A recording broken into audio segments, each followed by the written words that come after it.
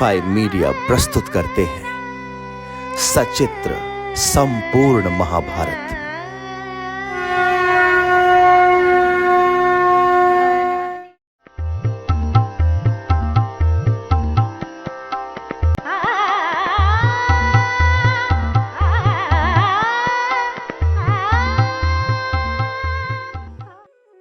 नमस्कार, मैं अतुल मिश्रा आपका TFI पर स्वागत करता हूं। महर्षि वेद व्यास रचित महाभारत के सचित्र संस्करण के पिछले अंक में आपने सुना पर्व संग्रह पर्व में अनेक पर्वों का संक्षिप्त वर्णन, जहां पांडव द्यूत क्रीड़ा में हारने के पश्चात वन वन भ्रमण करते हैं। वहीं हिडिंब वध और बकवध की कथा भी आई तथा अर्जुन का अस्त्र प्राप्ति के लिए जाने का उल्लेख भी हुआ। अब आगे की कथा सुनिए। तब भीमसेन के भय से घबराकर दैव की प्रेरणा से पांडवों के विनाश के लिए अश्वत्थामा ने रोष पूर्वक दिव्यास्त्र का प्रयोग किया, किंतु भगवान श्री कृष्ण ने अश्वत्थामा के रोषपूर्ण वचन को शांत करते हुए कहा, मैवम, पांडवों का विनाश न हो। साथ ही अर्जुन ने अपने दिव्यास्त्र द्वारा उसके अस्त्र को शांत कर दिया। उस समय पापात्मा द्रोण पुत्र के द्रोहपूर्ण विचार को देखकर द्वैपायन व्यास एवं श्री कृष्ण ने अश्वत्थामा को और अश्वत्थामा ने उन्हें श्राप दिया। इस प्रकार दोनों ओर से एक दूसरे को शाप प्रदान किया गया। महारथी अश्वत्थामा से मणि छीनकर विजय से सुशोभित होने वाले पांडवों ने प्रसन्नता पूर्वक द्रौपदी को दे दी। इन सब वृत्तांतों से युक्त सौप्तिक पर्व 10वां कहा गया है। महात्मा व्यास ने इसमें 18 अध्याय कहे हैं। इसी प्रकार उन ब्रह्मवादी मुनि ने इस पर्व में श्लोकों की संख्या 870 बताई है। उत्तम तेजस्वी व्यास जी ने इस पर्व में सौप्तिक और ऐशिक दोनों की कथाएं संबद्ध कर दी है। इसके बाद विद्वानों ने स्त्री पर्व कहा है, जो करुण रस की धारा बहाने वाला है। प्रज्ञा चक्षु राजा धृतराष्ट्र ने पुत्र शोक से संतृप्त हो भीमसेन के प्रति द्रोह बुद्धि कर ली और श्री कृष्ण द्वारा अपने समीप लाई हुई लोहे की मजबूत प्रतिमा को भीमसेन समझकर भुजाओं में भर लिया तथा उसे दबाकर टूक टूक कर डाला। उस समय पुत्र शोक से पीड़ित बुद्धिमान राजा धृतराष्ट्र को विदुर जी ने मोक्ष का साक्षात्कार कराने वाली युक्तियों तथा विवेकपूर्ण बुद्धि के द्वारा संसार की दुख रूप का प्रतिपादन करते हुए भली भांति समझा बुझाकर शांत किया। इसी पर्व में शोकाकुल धृतराष्ट्र का अंतःपुर की स्त्रियों के साथ कौरवों के युद्ध स्थान में जाने का वर्णन है। वहीं वीर पत्नियों के अत्यंत करुणापूर्ण विलाप का कथन है। वहीं गांधारी और धृतराष्ट्र के क्रोधावेश तथा मूर्छित होने का उल्लेख है। उस समय उन क्षत्राणियों ने युद्ध में पीठ न दिखाने वाले अपने शूरवीर पुत्रों, भाइयों और पिताओं को रणभूमि में मरा हुआ देखा। पुत्रों और पौत्रों के वध से पीड़ित गांधारी के पास आकर भगवान श्री कृष्ण ने उनके क्रोध को शांत किया। इस प्रसंग का भी इसी पर्व में वर्णन किया गया है।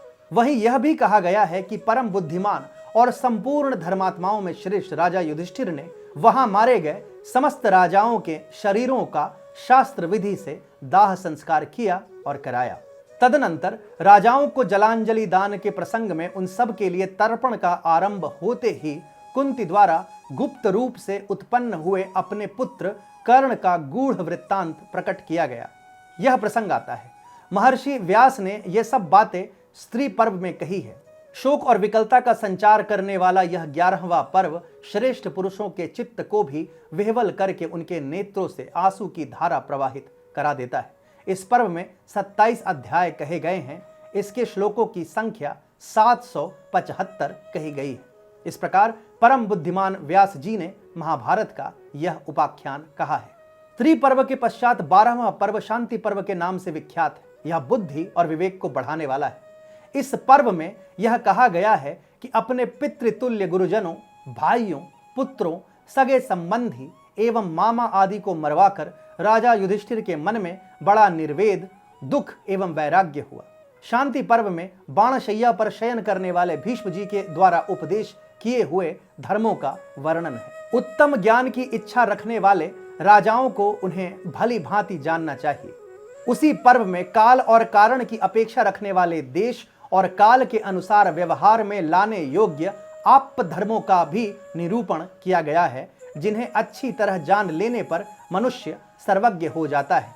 शांति पर्व में विविध एवं अद्भुत मोक्ष धर्मों का भी बड़े विस्तार के साथ प्रतिपादन किया गया है।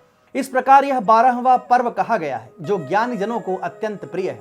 इस पर्व में 339 अध्याय हैं और तपोधनों इसकी श्लोक संख्या 14,732 है।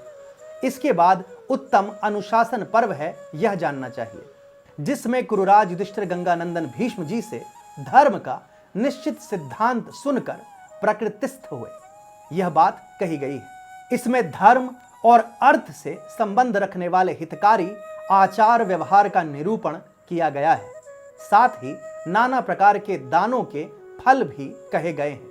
दान के विशेष पात्र, दान की उत्तम विधि, आचार और उनका विधान, सत्य भाषण की पराकाष्ठा, गौओं और ब्राह्मणों का महात्म्य, धर्मों का रहस्य तथा देश और काल, तीर्थ और पर्व की महिमा, ये सब अनेक वृत्तांत जिसमें वर्णित है वह उत्तम अनुशासन पर्व है। इसी में भीष्म को स्वर्ग की प्राप्ति कही गई है। धर्म का निर्णय करने वाला यह पर्व 13वां है। इसमें 146 अध्याय है और पूरे 8000 श्लोक कहे गए हैं। तदनंतर 14वें आश्वमेधिक नामक पर्व की कथा है, जिसमें परम उत्तम योगी संवर्त तथा राजा मरुत का उपाख्यान है। युधिष्ठिर को सुवर्ण के खजाने की प्राप्ति और परीक्षित के जन्म का वर्णन है। पहले अश्वत्थामा के अस्त्र की अग्नि से दग्ध हुए बालक परीक्षित का पुनः श्री कृष्ण के अनुग्रह से जीवित होना कहा गया है। संपूर्ण राष्ट्रों में घूमने के लिए छोड़े गए अश्वमेध संबंधी अश्व के पीछे पांडुनंदन अर्जुन के जाने और उन देशों में कुपित राजकुमारों के साथ उनके युद्ध करने का वर्णन है। पुत्रिका धर्म के अनुसार उत्पन्न हुए चित्रांगदा कुमार बभ्रुवाहन ने युद्ध में अर्जुन को प्राण संकट की स्थिति में डाल दिया था। यह कथा भी अश्वमेध पर्व में ही आई है। वहीं अश्वमेध महायज्ञ में नकुलोपाख्यान आया है। इस प्रकार यह परम अद्भुत अश्वमेधिक पर्व कहा गया है। इसमें 103 अध्याय पढ़े गए हैं। तत्वदर्शी व्यास जी ने इस पर्व में 3320 श्लोकों की रचना की है। तदनंतर आश्रम वासिक नामक 15वें पर्व का वर्णन है, जिसमें गांधारी सहित राजा धृतराष्ट्र और विदुर के राज्य छोड़कर वन के आश्रम में जाने का उल्लेख हुआ है। उस समय धृतराष्ट्र को प्रस्थान करते देख सती साध्वी कुंती भी गुरुजनों की सेवा में अनुरक्त हो अपने पुत्र का राज्य छोड़कर उन्हीं के पीछे पीछे चली गईं। जहां राजा धृतराष्ट्र ने युद्ध में मरकर परलोक में गए हुए अपने वीर पुत्रों, पौत्रों तथा अन्यान्य राजाओं को भी पुनः अपने पास आया हुआ देखा।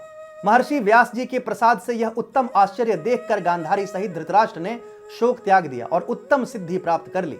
इसी पर्व में यह बात भी आई है कि विदुर जी ने धर्म का आश्रय लेकर उत्तम गति प्राप्त की। साथ ही मंत्रियों सहित जितेंद्रिय विद्वान गलवग्न पुत्र संजय ने भी उत्तम पद प्राप्त कर लिया। इसी पर्व में यह बात भी आई है कि धर्मराज युधिष्ठिर को नारद जी का दर्शन हुआ। नारद जी से ही उन्होंने यदुवंशियों के महान संहार का समाचार सुना। यह अत्यंत अद्भुत आश्रम वासिक पर्व कहा गया है।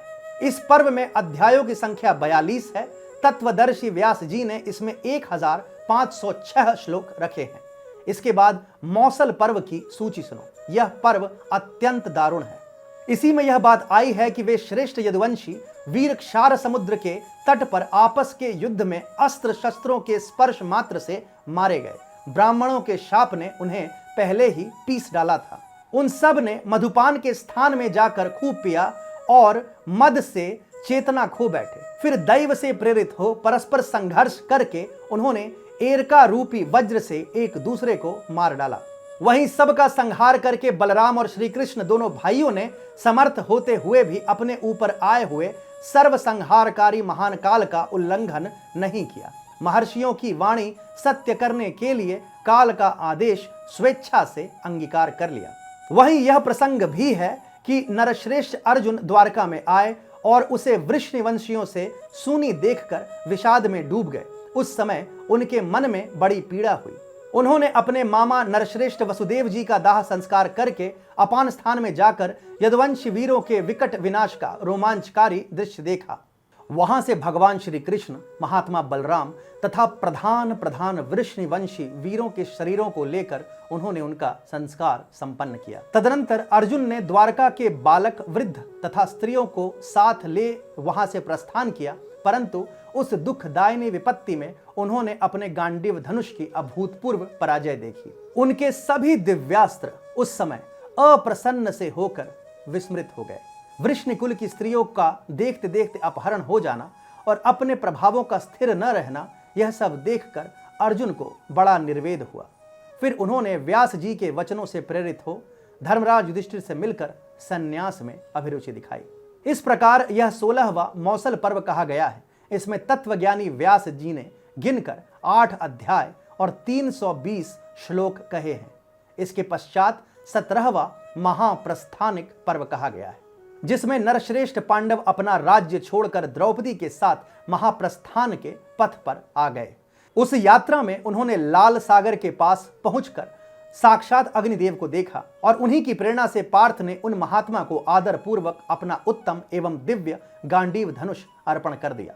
उसी पर्व में यह भी कहा गया है कि राजा युधिष्ठिर ने मार्ग में गिरे हुए अपने भाइयों और द्रौपदी को देखकर भी उनकी क्या दशा हुई यह जानने के लिए पीछे की ओर फिर नहीं देखा और उन सब को छोड़कर आगे बढ़ गए। यह 17वां महाप्रस्थानिक पर्व कहा गया है। इसमें तत्वज्ञानी व्यास जी ने 3 अध्याय और 123 श्लोक गिनकर कहे हैं। तदनंतर स्वर्गारोहण पर्व जानना चाहिए, जो दिव्य वृत्तांतों से युक्त और अलौकिक है। उसमें यह वर्णन आया है कि स्वर्ग से युधिष्ठिर को लेने के लिए एक दिव्य रथ आया, किंतु महाज्ञानी धर्मराज युधिष्ठिर ने दयावश अपने साथ आए हुए कुत्ते को छोड़कर अकेले उस पर चढ़ना स्वीकार नहीं किया। महात्मा युधिष्ठिर की धर्म में इस प्रकार अविचल स्थिति जानकर कुत्ते ने अपने मायामय स्वरूप को त्याग दिया और अब वह साक्षात धर्म के रूप में स्थित हो गया। धर्म के साथ युधिष्ठिर स्वर्ग में गए। वहां देवदूत ने व्याज से उन्हें नरक की विपुल यातनाओं का दर्शन कराया। वहीं धर्मात्मा युधिष्ठिर ने अपने भाइयों की करुणाजनक पुकार सुनी थी। वे सब वहीं नरक प्रदेश में यमराज की आज्ञा के अधीन रहकर यातना भोगते थे। तत्पश्चात धर्मराज तथा देवराज ने पांडुनंदन युधिष्ठिर को वास्तव में उनके भाइयों को जो सदगति प्राप्त हुई थी उसका दर्शन कराया। इसके बाद धर्मराज ने आकाश गंगा में गोता लगाकर मानव शरीर को त्याग दिया और स्वर्ग लोक में अपने धर्म से उपार्जित उत्तम स्थान पाकर वे इंद्रादि देवताओं के साथ उनसे सम्मानित हो आनंद पूर्वक रहने लगे। इस प्रकार बुद्धिमान व्यास जी ने यह 18वां पर्व कहा है। तपोधनो परम ऋषि महात्मा व्यास जी ने इस पर्व में गिने गिनाए 5 अध्याय और 209 श्लोक कहे हैं। इस प्रकार ये कुल मिलाकर 18 पर्व कहे गए हैं। खिल पर्वों में हरिवंश तथा भविष्य का वर्णन किया गया है। हरिवंश के खिल पर्वों में महर्षि व्यास ने गणना पूर्वक 12,000 श्लोक रखे हैं।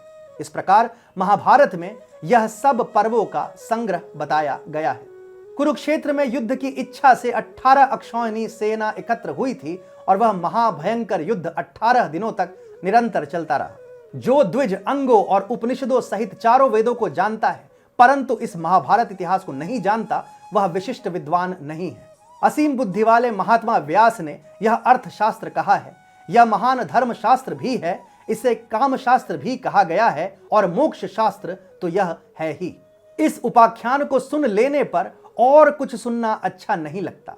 भला कोकिल का कलरव सुनकर कौओं की कठोर काएं काएं किसे पसंद आएगी। जैसे 5 भूतों से त्रिविध आध्यात्मिक, आदि दैविक और आदि भौतिक लोक सृष्टियां प्रकट होती है, उसी प्रकार इस उत्तम इतिहास से कवियों को काव्य रचना विषयक बुद्धियां प्राप्त होती हैं। द्विजवरों, इस महाभारत इतिहास के भीतर ही 18 पुराण स्थित है। ठीक उसी तरह जैसे आकाश में चारों प्रकार की प्रजा, जरायुज, स्वेदज, अंडज और उद्भिज विद्यमान है। जैसे विचित्र मानसिक क्रियाएं ही समस्त इंद्रियों की चेष्टाओं का आधार है, उसी प्रकार संपूर्ण लौकिक वैदिक कर्मों के उत्कृष्ट फल साधनों का यह आख्यान ही आधार है। जैसे भोजन किए बिना शरीर नहीं रह सकता, वैसे ही इस पृथ्वी पर कोई भी ऐसी कथा नहीं है जो इस महाभारत का आश्रय लिए बिना प्रकट हुई हो। सभी श्रेष्ठ कवि इस महाभारत की कथा का आश्रय लेते हैं और लेंगे, ठीक वैसे ही जैसे उन्नति चाहने वाले सेवक श्रेष्ठ स्वामी का सहारा लेते हैं। जैसे शेष 3 आश्रम उत्तम गृहस्थ आश्रम से बढ़कर नहीं हो सकते, उसी प्रकार संसार के कवि इस महाभारत काव्य से बढ़कर काव्य रचना करने में समर्थ नहीं हो सकते। तपस्वियों, महर्षियों तथा महाभारत के पाठकों, आप सब लोग सदा सांसारिक आसक्तियों से ऊंचे उठे और आपका मन सदा धर्म में लगा रहे, क्योंकि परलोक में गए हुए जीवन का बंधु या सहायक एकमात्र धर्म ही है। चतुर मनुष्य भी धन और स्त्रियों का सेवन तो करते हैं, किंतु वे उनकी श्रेष्ठता पर विश्वास नहीं करते और न उन्हें स्थिर ही मानते हैं।